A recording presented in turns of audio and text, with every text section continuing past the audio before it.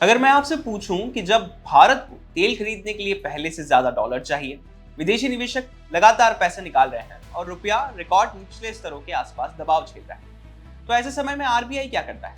क्या वो डॉलर बेचता है? क्या ब्याज दरें बढ़ाता है या फिर अपने सोने के भंडार का इस्तेमाल करता है? आमतौर पर केंद्रीय बैंक पहले दो रास्तों पर चलते हैं, क्योंकि तीसरा रास्ता अक्सर तब चर्चा में आता है जब हालात असामान्य हैं, जब दबाव सिर्फ बाजार पर नहीं बल्कि देश के विदेशी मुद्रा भंडार पर दिखने लगता है। और अब एक नई रिपोर्ट इसी तीसरे विकल्प की ओर इशारा कर रही है। और अगर ये सही साबित होती है तो क्या इसका मतलब है भारत का क्राइसिस जितना लग रहा है उससे ज्यादा डरावना है? चलिए सब कुछ आपको बताते हैं सोना चांदी के आज के एपिसोड में। नमस्कार, मैं हूं चिराग ठाकुर और आप देख रहे हैं विस्तार। ब्लूमबर्ग इकोनॉमिक्स की एक रिपोर्ट के मुताबिक आरबीआई ने 22 मई तक के 2 हफ्तों में करीब 12 अरब डॉलर यानी लगभग 1 लाख करोड़ रुपए मूल्य का सोना बेचा। रिपोर्ट का दावा है कि इसी दौरान आरबीआई ने करीब 7.5 अरब डॉलर के विदेशी मुद्रा एसेट्स खरीदे। हालांकि ये आरबीआई की आधिकारिक पुष्टि नहीं है और केंद्रीय बैंक ने इस पर कोई टिप्पणी भी नहीं की है, लेकिन रिपोर्ट का दावा है कि रुपए पर बढ़ते दबाव और पश्चिम एशिया संकट के बीच आरबीआई विदेशी मुद्रा भंडार को ज्यादा मजबूत और लिक्विड बनाना चाहता है। अब आगे समझते हैं कि आखिर ऐसा क्यों हो सकता है, लेकिन इससे पहले एमसीएक्स पर सोने चांदी के भावों पर एक बार नजर डाल लें।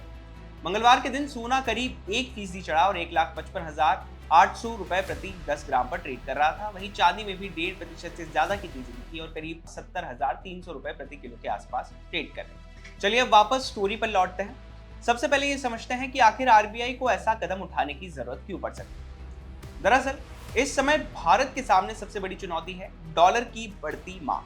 पश्चिम एशिया में जारी तनाव के बीच कच्चे तेल की कीमतें ऊंची बनी हुई हैं और भारत दुनिया का तीसरा सबसे बड़ा तेल आयातक देश है, यानी तेल खरीदने के लिए पहले से ज्यादा डॉलर खर्च करने पड़ रहे हैं। दूसरी तरफ विदेशी निवेशक भारतीय बाजार से पैसा निकाल रहे हैं। जब विदेशी निवेशक पैसा निकालते हैं तो वो अपने रुपए को डॉलर में बदलकर बाहर ले जाते हैं। इससे भी डॉलर की मांग बढ़ती है और जब डॉलर की मांग बढ़ती है तो रुपया कमजोर होने लगता है। यही वजह है कि पिछले कुछ हफ्तों में रुपए पर लगातार दबाव देखने को मिला और यहीं से सोने की कहानी शुरू होती है। ब्लूमबर्ग इकोनॉमिक्स का कहना है कि 22 मई तक के 2 हफ्तों में आरबीआई के गोल्ड रिजर्व की वैल्यू में जो गिरावट दिखी वो सामान्य उतार चढ़ाव से कुछ ज्यादा नजर आती। खास बात यह है कि इसी दौरान सोने पर आयात शुल्क भी बढ़ाया गया था, यानी सोने की कीमतों को सपोर्ट मिलना चाहिए था, लेकिन इसके बावजूद गोल्ड रिजर्व की वैल्यू कम हुई। और इसी आधार पर ब्लूमबर्ग इकोनॉमिक्स ने अनुमान लगाया है कि आरबीआई ने शायद अपने कुछ गोल्ड रिजर्व्स बेचकर विदेशी मुद्रा एसेट्स बढ़ाएं, ताकि जरूरत पड़ने पर उसके पास ज्यादा डॉलर मौजूद रहे। हालांकि यहाँ एक बात फिर से साफ कर देना जरूरी है कि आरबीआई ने इस रिपोर्ट की ना तो पुष्टि की है, ना ही कोई टिप्पणी, यानी फिलहाल इसे एक अनुमान के तौर पर देखा जाना चाहिए। लेकिन अगर मान भी लिया जाए कि आरबीआई ने कुछ सोना बेचा है, तो क्या इसका मतलब है कि देश किसी बड़े आर्थिक संकट में फंस गया है? जवाब है कम से कम अभी तो नहीं। दरअसल सोना बेचना हमेशा मजबूरी का संकेत नहीं होता, कई बार ये सिर्फ रिजर्व मैनेजमेंट की रणनीति भी होती है, क्योंकि सोना एक सुरक्षित संपत्ति है, लेकिन डॉलर ज्यादा लिक्विड यानी कि ज्यादा काम आने वाली संपत्ति है। तेल खरीदना हो, विदेशी भुगतान करना हो या फिर रुपए को सपोर्ट देना हो, हर जगह डॉलर की जरूरत पड़ती है। यानी अगर आरबीआई ने सोने का कुछ हिस्सा बेचकर डॉलर बढ़ाया है तो इसका मकसद रिजर्व को ज्यादा उपयोगी बनाना भी हो सकता है। दिलचस्प बात यह है कि आरबीआई पिछले कई सालों से लगातार सोना खरीद रहा था। मार्च 2026 के अंत तक आरबीआई के पास करीब 880.5 टन सोना मौजूद था और उसमें से 77% सोना भारत में रखा गया था। सिर्फ 6 महीने पहले यह आंकड़ा 66% था। यानी एक तरफ आरबीआई अपने गोल्ड रिजर्व को मजबूत कर रहा था और दूसरी तरफ जरूरत पड़ने पर रिजर्व का इस्तेमाल करने से भी पीछे नहीं हट रहा था। अब आगे क्या होगा, ये काफी हद तक 3 चीजों पर निर्भर करेगा। पहला, पश्चिम एशिया का संकट कितना लंबा चलता है। दूसरा, तेल की कीमतें कहां जाती है।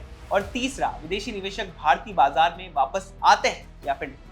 अगर हालात सुधरते हैं तो आरबीआई फिर से विदेशी मुद्रा भंडार के साथ साथ गोल्ड रिजर्व बढ़ाने पर ध्यान दे सकता है, लेकिन अगर दबाव बढ़ता है तो केंद्रीय बैंक को और बड़े कदम उठाने पड़ सकते हैं। फिलहाल इस पूरी कहानी से एक बात जरूर साफ होती है, जब दुनिया में अनिश्चितता बढ़ती है तो सिर्फ निवेशक ही नहीं, केंद्रीय बैंक भी अपने खजाने को नई तरीके से मैनेज करने लगते हैं। और शायद यही वजह है कि आज चर्चा रुपए की कम और आरबीआई के सोने की ज्यादा हो रही है, क्योंकि सोना सिर्फ एक धातु नहीं बल्कि किसी भी देश की आर्थिक ताकत और भरोसे का प्रतीक माना जाता है।